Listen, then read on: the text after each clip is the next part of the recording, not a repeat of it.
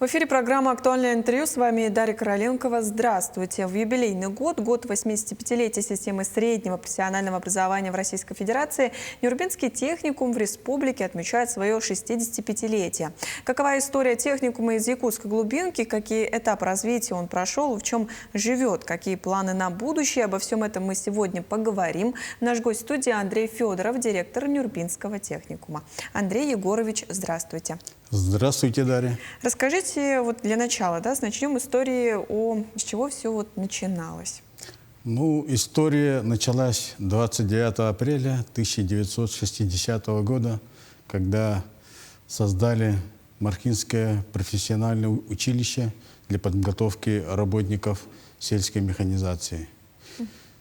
Первым директором был назначен ветеран Великой Отечественной войны Платон Иванович Харитонов. И с этого момента началось профессиональное образование в Нюрнбергском районе. За эти годы, за все 65 лет, наш техникум, можно сказать, профессиональное образовательное учреждение, подготовило свыше 12 тысяч выпускников, которые работают и в районе, в других регионах, и в других районах нашей необъятной республики. А каковы основные вехи развития учебного заведения? Расскажите про это. Да, как я уже сказал, профессиональное училище было образовано в 1960 году, потом началась эра начального профессионального образования.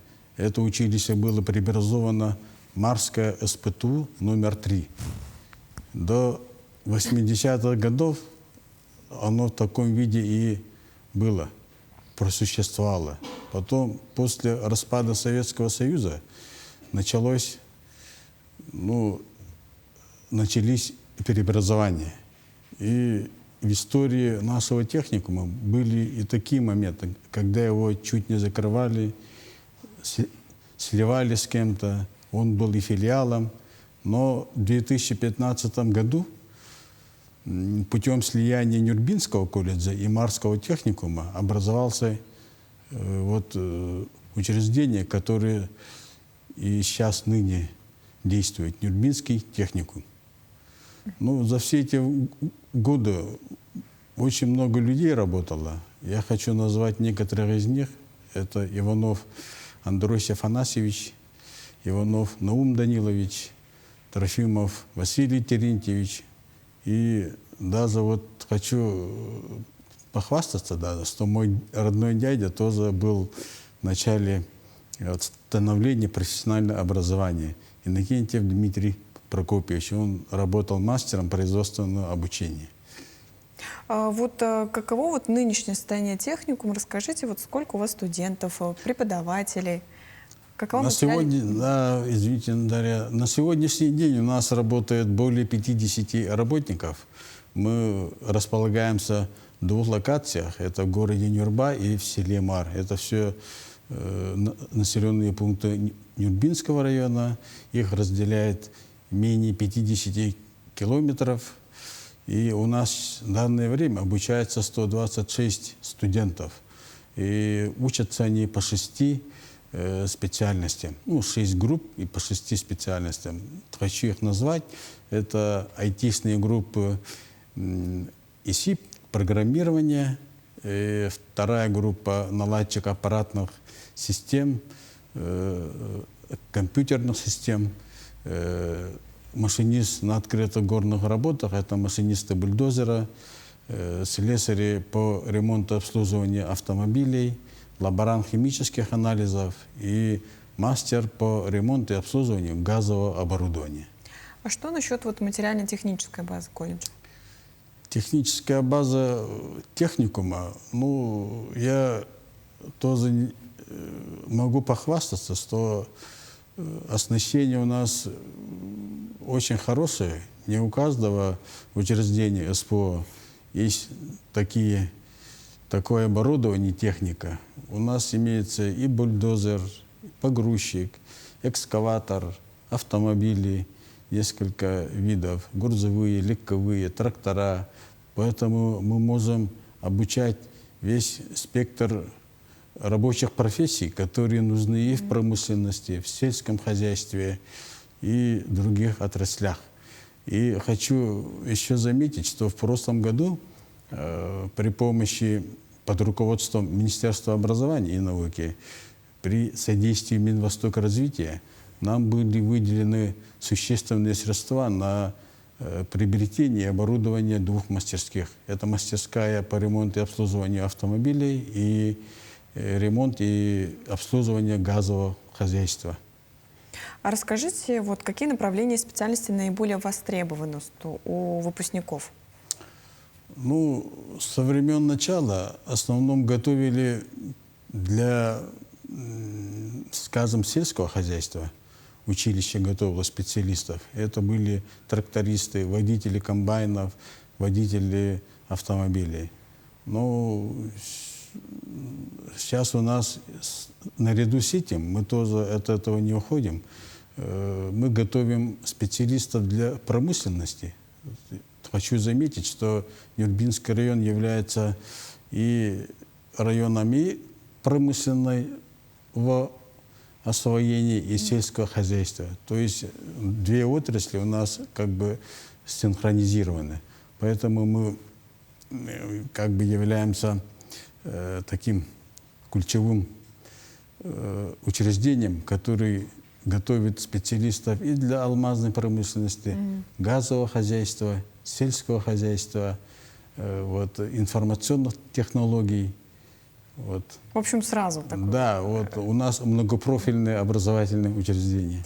Андрей Егорович, расскажите, куда вот трудоустраиваются ваши выпускники и как вот проходит практика студентов?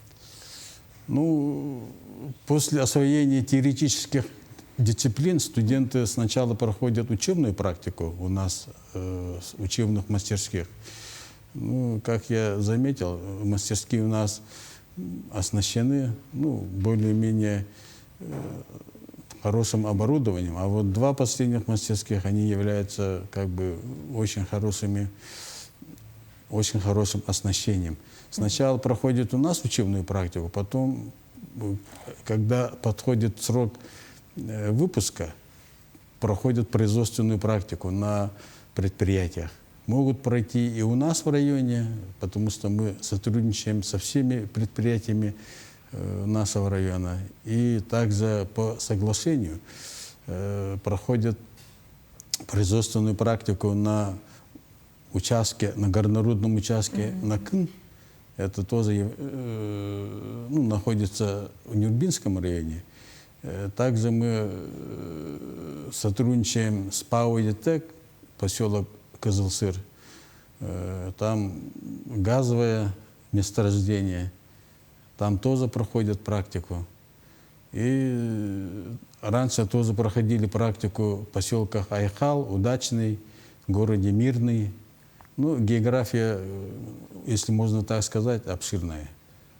А расширяться планируете? Вот новые соглашения составлять?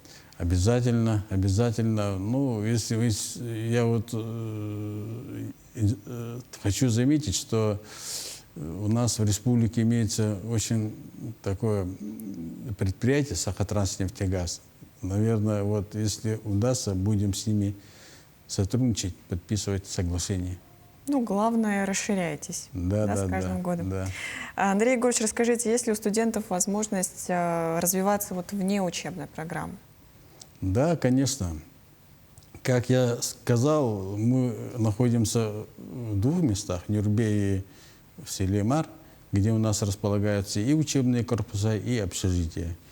Ну, город Нюрба является центром Нюрбинского района, поэтому там мы единственное профессиональное образовательное учреждение, поэтому наши студенты очень востребованы. Они участвуют и в драматическом театре, и в спорте, и в волонтерстве. Ну, где нужна активная молодежь, наши студенты везде представлены. В селе Мар тоже вот наши студенты являются как бы самой активной частью, можно сказать, молодежи, которые участвуют во всем. Так что вот внеучебная деятельность очень широко у нас, где у нас имеются и кружки, секции, и все, что можно, где можно участвовать, они везде участвуют. Ну, это же здорово. И как Да, раз-таки хотелось бы поговорить о самих студентов и преподавателей. Какими успехами вот они вот могут похвастаться? Ну, в основном наши студенты участвуют по своим специальностям. Вот, допустим, есть такое соревнование, как профессионалы, и постоянно участвуем в такой компетенции, как управление бульдозером. Наши мастера Табонов Гаврил Андреевич, Алексеев Игнат Макарович готовят и постоянно вот готовят студентов, которые участвуют в этих соревнованиях. Постоянно занимаем призовые места, но нам нужно первое место. Вот если в этом году удача будет на нашей стороне. Тоже принимаете участие? Да, должны первое место занять. Также наши студенты участвуют в «Шаг в будущую профессию», различных НПК, где занимаются вот исследованиями, научной деятельностью. Наши преподаватели тоже являются высококвалифицированными специалистами. Вот Алена Валерьевна Казакова, Саргалана Ивановна Дмитриева, Александра Гаврилина Александрова подготовили ряд студентов, которые в этом году участвовали на всероссийских соревнованиях. Ну, не соревнованиях, а НПК, «Шаг в будущую профессию», принимали участие. Были награждены и отмечены дипломами, грамотами.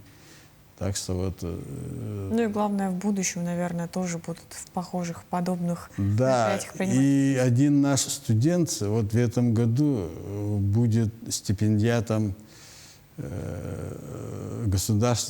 будет получать государственную стипендию Республики Саха. Иванов Ярослав. Это вот как лучший студент или? Да, лучший студент, который отмечен такими наградами, которые являются как бы образцом по учебе. И у него имеется очень хорошие достижения. Ну и давайте завершающий вопрос, Андрей Егорович. В чем вы видите преимущество среднего профессионального образования? Можно так кратко. Ну, сейчас наступает очень динамичная эра. Я бы сказал, что время летит очень быстро. Молодые люди хотят сразу, у них имеется возможность получить сразу профессию. Поэтому я призываю, может быть, не всех, но кто желает быстро повзрослеть, даже учась в школе, можно получить рабочую профессию. Такие возможности тоже есть. И Министерство образования, кстати, тоже над этим очень сильно работает. Поэтому вот даже учась в школе, можно получить рабочую профессию. А если кто-то хочет расширить свои компетенции, вот он может за короткий срок получить необходимые скиллы, да, скажем, и уже начинать работать, зарабатывать деньги, жить своей жизнью. Андрей Егорович, спасибо, что сегодня к нам пришли, рассказали всю такую информацию про свой техникум. Я напомню, это была программа «Актуальное интервью». До встречи.